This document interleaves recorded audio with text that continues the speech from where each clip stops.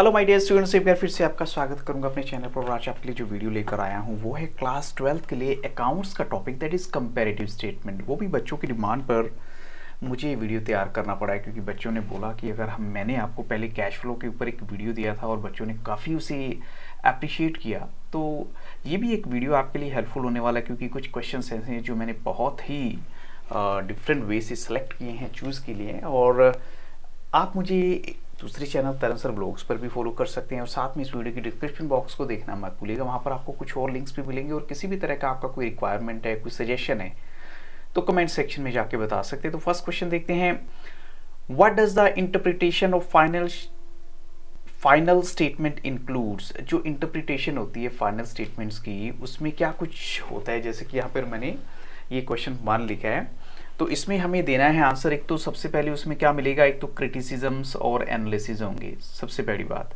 उसके बाद comparison and trend study भी हो सकती है, और ड्राइंग कंक्लूजन भी हो सकता है। मींस ये सब कुछ उसमें इंक्लूड होगा। Criticisms and analysis, comparison and trend study, drawing conclusion. ये मैं आपको इसलिए बता रहा हूँ, अगर आपसे टीचर एक इसमें से एक ऑप्शन भी पूछता है तो आप उसमें बता सकते हैं एनीथिंग लाइक दैट।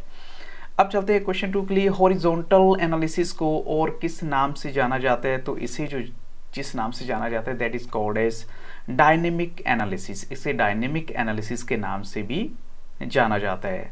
ऐसी थोड़ा सा इसके ऑपोजिट हो जाता है। वर्टिकल एनालिसिस को किस नाम से जाना जाता है, तो इसे बोला जाएगा स्टैटिक एनालिसिस। ऑफ कोर्स ये ऑपोजिट हो जाते हैं, वो हॉरिजॉन्टल है तो डायनेमिक आ गया, ये वर्टिकल है तो इसे स्टैटिक एनालिसिस का नाम दिया गया।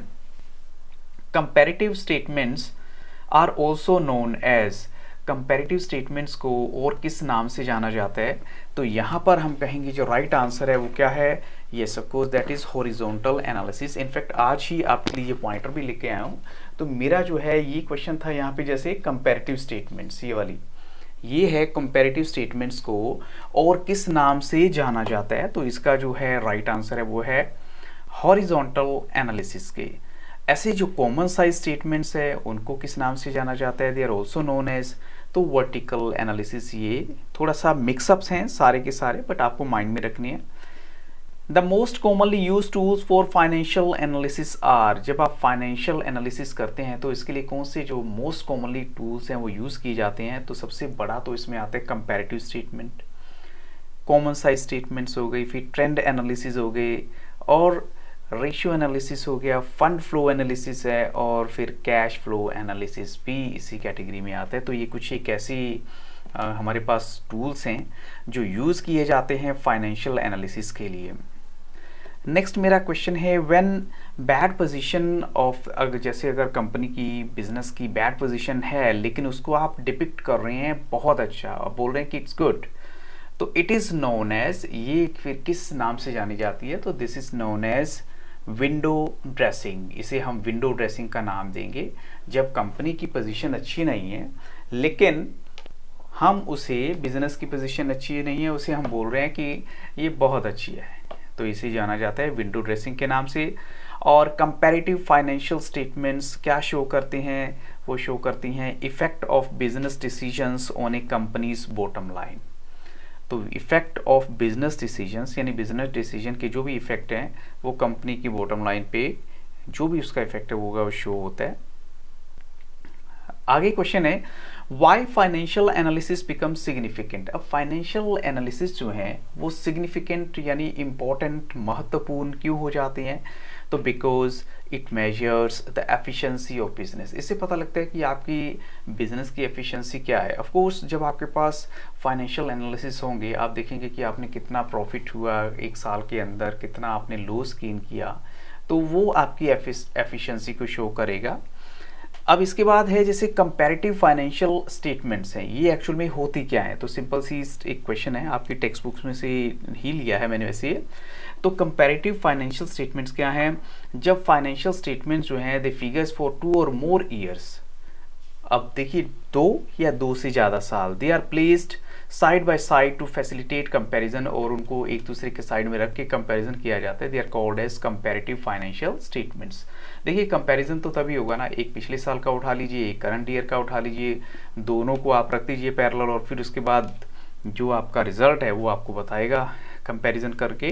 तो such statements provide for columns to indicate the increase और decrease in these figures from one year to another in absolute figures और and in the percentage form, वो आपके ऊपर फिर परसेंटेज फॉर्म में भी आप उसको नोट डाउन कर सकते हैं। तो ये एक्चुअल में क्वेश्चंस जो हैं बेसिकली इस तरीके से लिखे गए हैं कि इनकी जो लैंग्वेज है वो भी आपको सेम यूज़ करनी है as it is.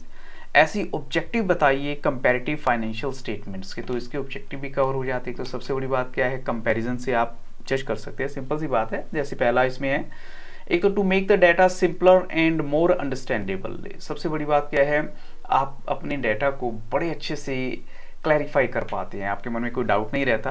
The main aim of preparing comparative financial statement is to put the data for a number of years in simpler and comparable form. और दूसरा क्या है, एक तो ट्रेंड को भी शो करता है, इंडिकेट करता है। यानी another aim of comparative financial statement is to indicate the trend of change by putting the figures of production, revenue from operations, expenses and profits etcetera for a number of years side by side. तो उसमें ठीक है, आपके ऊपर है, आप कितने साल का भी कर सकते हैं, लास्ट 2 ईयर्स का, 3 ईयर्स का, तो कहते हैं उसमें सारा ही आ जाता है।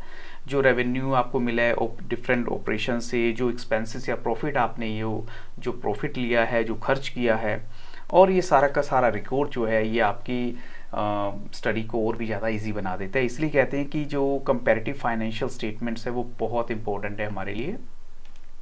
नेक्स्ट क्वेश्चन है इसमें, what is comparative balance sheet. ऐसे ही जो बैलेंस शीट है वो क्या होती है, तो एक comparative balance sheet shows the increase and decrease in various assets, liabilities and capital in 2 और more balance sheets of the same business enterprise on different dates. तो डिफरेंट डेट्स पे बिजनेस एंटरप्राइज की पूरा रिकॉर्ड जो है वो show कर दे दी है, यानी लायबिलिटीज, असेट्स, लायबिलिटीज और कैपिटल, और वो भी 2 और मोर बैलेंस शीट में। तो ये हमारी हो जाती है कंपैरेटिव बैलेंस शीट।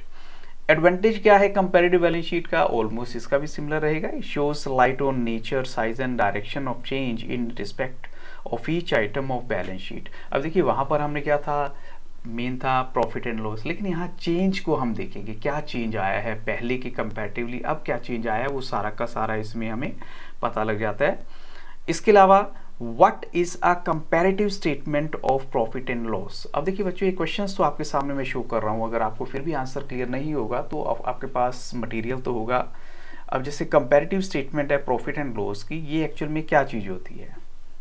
एक comparative statement of profit and loss shows the figures of the revenue from operations. अब देखो यहाँ प्रॉफिट भी आ रहा है, लॉस भी आ रहा है, कहाँ से हमने क्या पैसा लिया, कितना पैसा अर्न किया डिफरेंट ऑपरेशन से, एक्सपेंसेस खर्च किया, इनकम आई, नेट प्रॉफिट है या लॉस हुआ for a number of years, ताकि जो है जो चेंजेस हैं in absolute data in terms of money as well as in terms of percentage में भी नोन। पैसे की फॉर्म में लगा लो या फिर परसेंटेज की फॉर्म में लगा लो, तो आपके सामने क्लियर हो जाएगा आप प्रॉफिट में हैं या लॉस में हैं। तो बच्चों इन्हीं क्वेश्चंस के साथ इस वीडियो को स्टॉप करूंगा, but this is not the end. आपकी अगर कोई और भी रिक्वायरमेंट है तो कमेंट सेक्शन में आप जाके मुझे बता सकते हैं, आपके लिए 100% उस प्रॉब्लम का सोल्यूशन किया जाएगा। बस आपको करना क्या है, अगर वीडियो अच्छी लगी तो लाइक ज़रूर कीजिएगा और इस चैनल को सब्सक्राइब करके आप कम से कम मेरे लिए एक छोटा सा, कहते हैं ना, एक ग्रेटफुलनेस तो शो कर ही सकते हैं अगर आपको वीडियो अच्छी लगी है। So thank you very much and have very nice day.